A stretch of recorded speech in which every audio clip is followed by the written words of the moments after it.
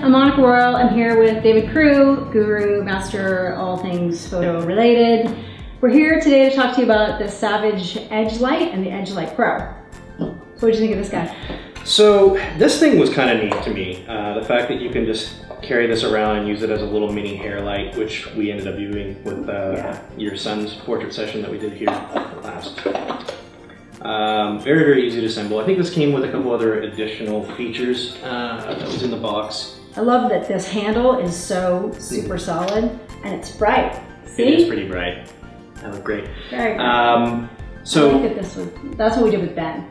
Yeah, so when one of the photos that you see in this video, we did a portrait of her son Ben, and we used this guy as a hair light. Yeah. And that's what we found to be one of the stronger features for this thing. As it is really bright and great as a video light, you know, it wasn't quite, or no LED is really going to be as powerful as you need to do a real portrait session. Right. Like versus strobes. Yeah, versus a strobe, obviously. But then for what this is about $87 and $97. Just to say it's about a $90 price point, you know, give or take. It's actually pretty fantastic because it is really bright. And we did play with it for the portraits as a hair light. And another thing we thought that would be really great for this guy is product photography, using it with your macro and the fine art stuff. So it's super maneuverable too. Like we gave this to my daughter Jordan, and she held it because it's, you know, it's super grippy, and she could move it around. Like you could use this as fill in a portrait session for someone who doesn't know what they're doing. They don't understand feather the light, right? Or dial in intensity. This is literally, you know, make it less bright, make it brighter. So it's really user friendly. Really, really easy to use. And then the other thing too is if you don't want to hand hold it, it does come, you can't really see it on the box, but it does come with an articulating light stand mount that you can, you can screw it into the bottom and it would mount, or right directly into the light as well. Yeah, that's true. And yeah, you can use this for your product photography or headshot photography, which we were using as well. So yeah, actually for the price point, this thing is pretty freaking solid. And the battery charged up really quickly. I love the way the battery pops off like that. Yeah. But it charged really quickly. How long does it last?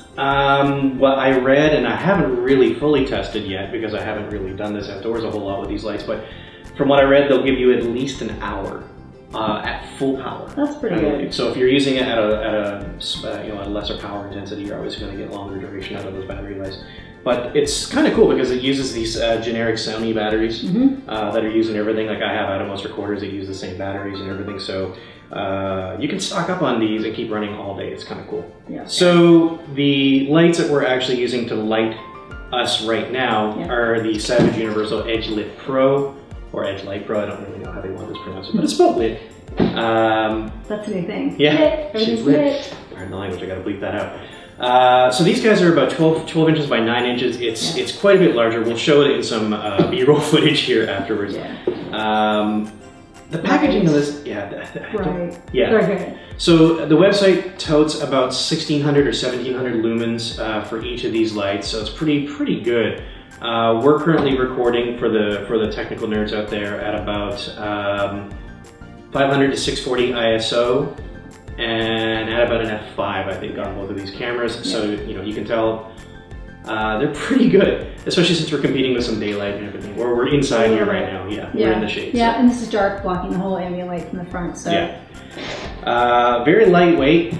Again, it runs on the same batteries that this little guy does. It takes 2 of them, and you can, again, get a full hour out of the, 45 minutes to an hour out of that on battery power, which is pretty impressive. Yeah. At full power, right? Yeah, at full power. Yeah. Again, video lights. We tried using these, or we did use these for some portrait sessions with her children. We shot some indoors that worked great, actually, indoors, especially with this as the hair light. Absolutely no modifiers either, which is the kind of cool thing. They're pretty soft light on their own. So and they're directional, but you can feather them. Even though they're not super wide, you really can feather them. And we did that for Jordan when we tried to, using like a fan, like a big cardboard, and floofing because she got hair down to here, so you know, women like their hair all flying.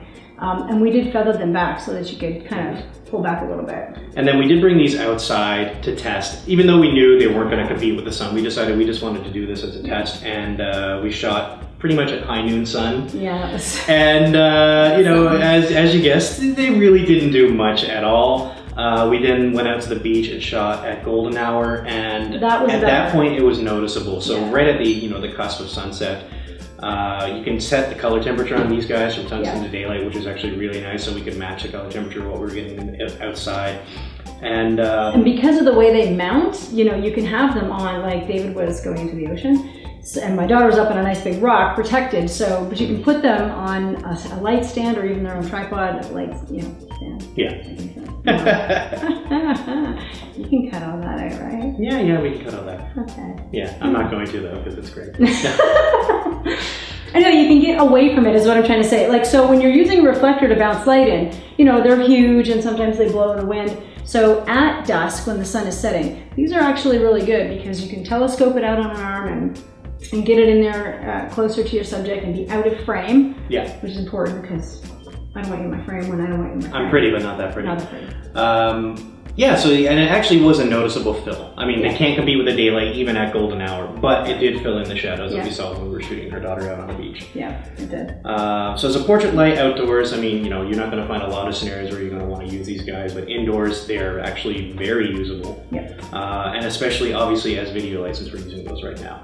And I really don't remember the price point on these guys though, but they are pretty fantastic, and I'm going to be using them for a lot of productions that I have going on back in Las Vegas. And I'll use them for fine art as well because they're compact. I don't want a massive softbox to deal with when I do my macro stuff. I want it to be up close, and I want to have control of the color temperature, and I want to have I want something that's small enough to work around in my studio so I'm not tripping over anything. I'm already tripping over things all the time. Actually, that just made me realize another great thing for some personal projects and recordings in the short film scenario. Again, when you're working with bigger hot lamps, you have the big modifiers, and maybe you're shooting in somebody's home that's a really small space. You don't have a whole ton of room to work with a lot of these big modifiers. This thing, I mean, these lights they're just out of frame. You can see it from this vantage right here, but they're about 2 feet away from us at this point, and they're not gridded or anything, so they're right in our faces. And you can get these guys in, again, you only need about 1.5 feet of space, and that includes the base for the light stands that they come with, and they articulate in any direction. So.